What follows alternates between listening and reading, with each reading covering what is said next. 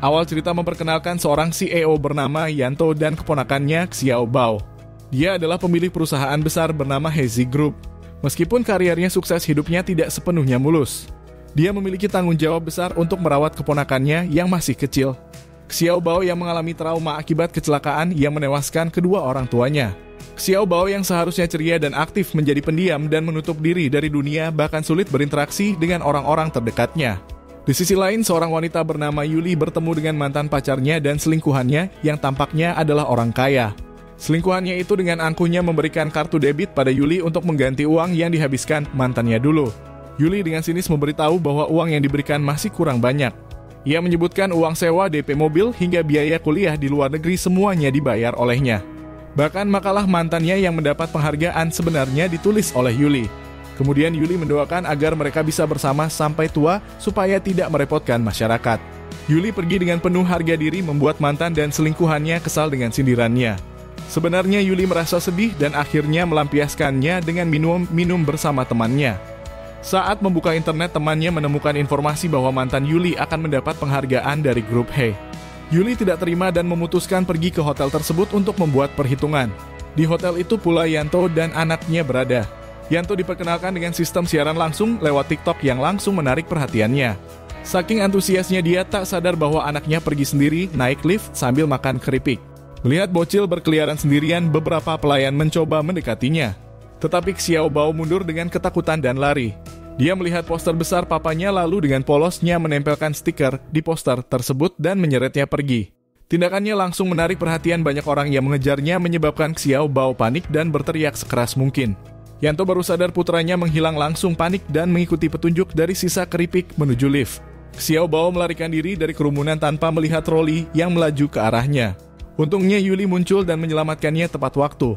Mereka berdua terjatuh, tetapi Yuli cepat melindungi kepala Xiao Bao dari benturan. Orang-orang kembali mengerubungi mereka, membuat Xiao Bao ketakutan. Yuli yang merupakan seorang psikiater anak segera memahami ketakutan Xiao Bao dan memeluknya, berhasil menenangkannya. Xiao Bao mulai mengeluarkan beberapa kartunya dan Yuli segera mengerti bahwa itu adalah cara Xiao Bao berkomunikasi. Dari kartu-kartu tersebut Yuli tahu namanya adalah Xiao Bao dan Xiao Bao sebenarnya menyesal atas kekacauan yang terjadi. Menyadari hal itu, Yuli menawarkan hadiah untuk ditukar dengan poster tersebut. Xiao Bao setuju dan Yuli memberinya boneka labu kecil yang dibungkus dengan sapu tangan sutra hijau. Xiao Bao tersenyum bahagia. Yuli melanjutkan misinya mencari mantannya, namun kepalanya pusing karena alkohol dan pandangannya mulai kabur. Tepat saat itu dia melihat sosok pria memasuki salah satu kamar kosong. Mengira itu adalah mantannya, Yuli langsung menerjang pria tersebut. Tanpa sadar bahwa dia telah salah orang, Yanto yang diserang jelas kebingungan. Dalam kekesalannya, Yuli menaboki Yanto sambil menggerutu tentang bagaimana dia yang sebenarnya menulis makalah mantannya dan berkorban banyak untuknya, tapi malah diperlakukan seperti ini. Yanto akhirnya berhasil meraih saklar dan menyalakan lampu. Barulah Yuli sadar bahwa dia menyerang orang yang salah. Yanto dengan kesal memberitahunya bahwa dia telah salah orang. Saat hendak pergi, rambut Yuli tersangkut di bros das Yanto, membuat mereka hampir terjatuh dalam posisi yang tampak romantis. Namun keduanya cepat menguasai diri dan berdiri kembali. Karena sulit melepaskan rambutnya, Yuli malah membuat mereka berputar-putar tampak seperti sedang berpelukan. Tanpa mereka sadari, kejadian itu disaksikan oleh banyak orang melalui siaran langsung dari ponsel. Akhirnya Yuli mengambil gunting. Yanto panik mengira dia akan memotong dasinya, tapi Yuli hanya memotong rambutnya yang tersangkut. Dia meminta maaf dan menawarkan diri untuk bertanggung jawab jika Yanto terluka. Saat di lobi, Yuli berpapasan dengan mantan dan selingkuhannya, tapi memutuskan untuk tidak mempermasalahkan mereka lagi. Acara penghargaan pun dimulai. Yanto maju ke podium untuk memberikan sambutan, sementara mantan Yuli menunggu namanya dipanggil. Namun saat Yanto membaca nama dan makalah yang akan diberikan penghargaan, dia teringat ucapan Yuli tadi. Dia memutuskan untuk membatalkan pemanggilan nama tanpa penjelasan, membuat mantan dan selingkuhannya kebingungan. Setelah pulang, Yanto menemukan sisa rambut Yuli di dasinya dan membuangnya. Dia kemudian membaca CV beberapa psikiater anak, salah satunya adalah Yuli. Pertemuan mereka tadi membuatnya meragukan kemampuan Yuli sebagai psikiater anak, sehingga dia membuang CV tersebut ke tempat sampah. Malam itu Yanto gelisah dan bermimpi buruk tentang kecelakaan mobil. Dalam mimpi itu, ia melihat seorang wanita membawa pergi Xiao Bao.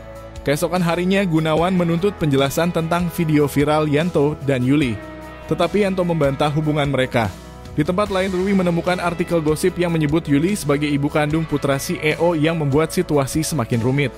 Tak lama setelah itu Yanto membawa Xiao Bao ke psikiater anak di rumah sakit. Kepala rumah sakit meyakinkan Yanto bahwa psikiater yang ada sekarang pasti bisa menangani Xiao Bao dengan baik, tanpa sadar bahwa ia baru saja berpapasan dengan Yuli yang juga bekerja di rumah sakit. Namun sesampainya di departemennya tiba-tiba Yuli mendengar jeritan Xiao Bao yang keras dari ruang rekannya. Rekan Yuli berusaha menenangkan Xiao Bao dengan memberikan mainan mobil-mobilan. Tetapi jeritan Xiao Bao justru semakin keras. Ia baru tenang setelah melihat Yuli masuk. Yuli dengan cepat menyadari bahwa Xiao Bao tidak menyukai mainan mobil-mobilan tersebut. Jadi ia segera menyingkirkannya dan mengulurkan tangannya kepada Xiao Bao, mengajaknya pergi ke tempat lain yang lebih menyenangkan. Perlahan-lahan Xiao Bao pun meraih tangan Yuli dan mulai mempercayainya sepenuhnya. Mereka pergi ke ruang bermain anak, namun Yuli meninggalkan Xiao Bao sebentar untuk membelikannya minuman. Saat Xiao Bao duduk sendirian, seorang anak perempuan tiba-tiba mendekatinya. Namun Xiao Bao hanya memalingkan muka dengan cuek. Alih-alih tersinggung, Xiao Mei semakin agresif mendekatinya dan berusaha mengajaknya berteman. Yuli kembali tepat pada waktunya dan segera menjauhkan Xiao Mei dari Xiao Bao. Begitu Xiao Mei pergi, Yuli menyatakan bahwa mulai saat ini Xiao Bao adalah temannya. Ia memberi Xiao Bao permen lollipop sebagai tanda perjanjian mereka dan mengajaknya berjanji dengan jari kelingking. Tepat ketika itu ayah Xiao Bao muncul untuk mencari putranya. Dengan begitu khawatirnya pada anaknya, Yanto spontan menyebut Yuli sebagai bibi dan langsung menarik Yuli menjauh dari Xiao Bao. Tak hanya itu, ia bahkan menuduh semua tindakan Yuli sebelumnya sebagai rencana jahat untuk merusak perusahaannya. Yuli tentu tidak terima begitu saja. Ia merasa dirugikan karena ikut terlibat tanpa alasan yang jelas. Dia lalu mengajak Xiao Bao untuk pulang. Namun tiba-tiba Xiao Bao mengeluarkan kartu bertuliskan "Aku ingin berteman denganmu" dan memberikannya ke Yuli. Yanto langsung merampas kartu itu dan dengan nada protes berkata bahwa Xiao Bao belum pernah memberinya kartu itu, tetapi justru memberikannya pada orang asing seperti Yuli. Bahkan Yanto memutuskan untuk memindahkan Xiao Bao ke rumah sakit lain. Namun Xiao Bao membalas dengan mengeluarkan kartu lain bertuliskan "Aku menyukainya", sambil mengeluarkan sapu tangan hijau yang diberikan Yuli sebagai kenang-kenangan. Di saat yang sama, Xiao Bao menunjuk foto Yuli pada poster rumah sakit sebagai bukti ketertarikannya pada dokter muda itu. Dari laporan sekretarisnya diketahui bahwa Yuli hanyalah dokter dari kota kecil yang biasa-biasa saja. Ia tidak pernah bersekolah di luar negeri dan hanya memiliki pengalaman 3 tahun di dunia medis, jelas tidak sebanding dengan dokter lain yang lebih berpengalaman. Yanto pun semakin meragukan kemampuan Yuli. Berdasarkan analisisnya, bekerja sama dengan Yuli tampak tidak menguntungkan baik dalam jangka pendek maupun jangka panjang. Namun Gunawan rekan kerja Yanto berbeda pendapat. Menurutnya yang terpenting adalah kebahagiaan Xiao Bao. Jika Xiao Bao merasa nyaman dengan Yuli, pasti ada sesuatu yang istimewa tentang dokter itu. Xiao Bao memang anak yang cerdas, mungkin dia sudah tahu lebih dulu siapa yang bisa membuatnya merasa aman. Ujar Gunawan sambil menegaskan bahwa terkadang keputusan terbaik tidak selalu bisa dihitung hanya dengan logika dan angka. Yanto jadi galau melihat anaknya yang sedang tertidur lelap sambil menggenggam lollipop. Tapi akhirnya dia bersedia juga menuruti kemauan Xiao Bao. Keesokan harinya Yanto terkejut ketika sekretarisnya melaporkan bahwa Yuli menolak menjadi dokter pribadi untuk Xiao Bao. Merasa perlu turun tangan langsung, Yanto pun memutuskan mengirim email kepada Yuli. Namun Gunawan menganggap isi email itu terlalu formal dan kaku. Dia yakin Yuli tidak akan tertarik dengan pendekatan seperti itu. Maka tanpa ragu Gunawan mengambil alih komputer Yanto dan malah mengunggah beberapa foto selfie Yanto. Yanto berusaha merebut kembali komputernya namun terlambat.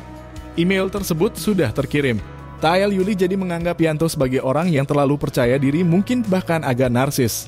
Setelah lama menunggu tanpa balasan, Yanto akhirnya memutuskan menelepon langsung. Sayangnya Yuli malah mengira panggilan itu penipuan dan segera menutupnya. Akhirnya Yanto memutuskan untuk datang ke rumah sakit membawa koper berisi uang sebagai tawaran.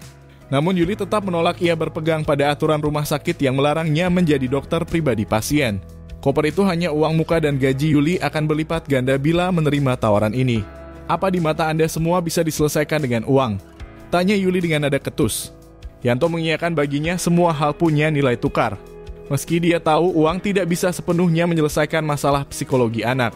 Ia merasa bisa memenuhi kebutuhan Xiao Bao termasuk membeli waktu Yuli. Tersinggung Yuli tetap menolak. Ia merasa seperti dipaksa dan menyuruh Yanto pergi. Yanto yang kesal akhirnya pergi membawa kopernya. Gunawan yang mendengar semua ini malah terkesan pada keberanian Yuli. Ia bahkan punya ide gila. Mungkin Yanto bisa mencoba pendekatan lain dengan menjadikan Yuli sebagai kekasihnya. Langkah pertama Yanto untuk mendekati Yuli adalah menyelidiki segala informasi tentangnya di media sosial. Bersama Gunawan ia mulai mencari tahu segala hal yang bisa digali. Setelah meneliti, Yanto menyimpulkan bahwa semua bisa diselesaikan dengan materi. Gunawan kurang setuju, tetapi justru ia yang memberi ide untuk mengirimkan hadiah mewah kepada Yuli.